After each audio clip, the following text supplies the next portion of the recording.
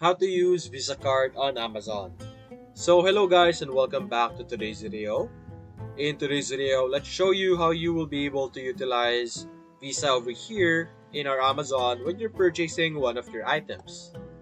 So first things first, simply click on your account over here and you will be able to see your account options or your account settings in this page. You can see that there is a your payment option over here. Click this. And over here, you will be able to add your cards and account. Click on Add Payment Method. And then simply click on Add Credit Card or Debit Card over here.